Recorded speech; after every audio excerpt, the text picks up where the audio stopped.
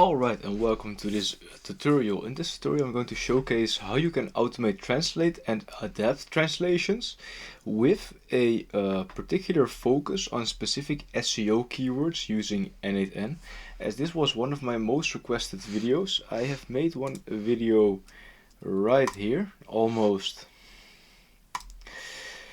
2 months ago. But since then, this whole method is updated and we have found a much more efficient and better way. First of all, one thing you would need is you'll need a N8N subscription.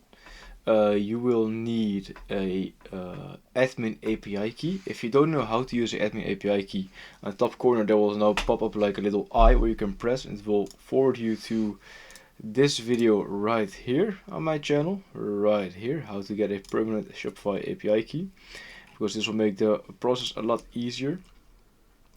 Furthermore, you need an open router account. So what you're going to do is you're going to head into your N8N dashboard, and what I like to do is I like to attach a schedule trigger and a manual trigger. The manual trigger is when I want to press it and execute it manually, and the schedule trigger runs once every 15 days, ensuring that I have always fresh localized content for every language that I want to set up. From there I'm going to get the cursor, and the cursor means if you have more than 250 products that will be relevant. For this tutorial I'll only show you if you have less than 250 products. If you want to have this set up for you, by the way, done for you, and you want to have it all run and done by someone who has done and helped a lot of people with this specific automation, you can head over to nibla.com. And in the bottom right corner you can WhatsApp chat me, so make sure to do that if you want to have this done for you. Let's continue. From there on we're going to fetch, we're going to get a HTTP request where we are going to be able to get the admin API key through N8N, where we can get a fresh working API key every single time we run this. From there now we're going to do a HTTPS request with all the products that we have. We're going to get the pagination info. Like I said, it's not relevant if you don't have more than 250 products. Furthermore, we're going to do some data parsing in these two nodes. And we're going to start with the magic. So first we're going to loop, and we're going to see if there are already translations existing for this specific item. Meaning, if there is already a translation, it will skip this specific item that we're translating, and it will head into the next. Meaning you'll never translate the same thing twice, you will never waste money on the duplicate translations, and you'll always only target the things that are not translated yet. Then we're going to get the existing translations. We're going to do that in this specific node. And from there now we're going to get another queue to get some more existing translations.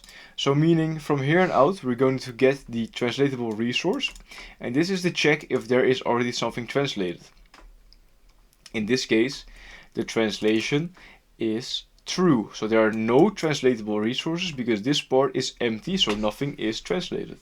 From there now we're going to get the digests, and digests are a unique and specific digits attached to a specific translation, meaning the description has a specific digest, the product title or page title or collection title has a specific digest, where you can set that up and send the exact translations to the right specific spot.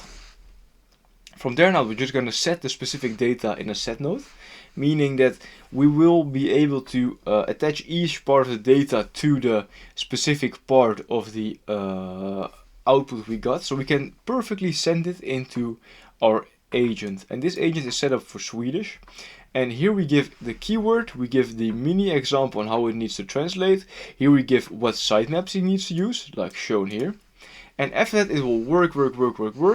And for the translation I'm using Gemini 2.5 Pro, because this version of Gemini gives me the most consistent and best translations for the cheapest price available.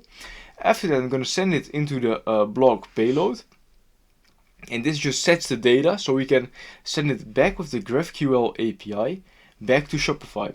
And after doing all these steps, setting it up once, I just run it automatically.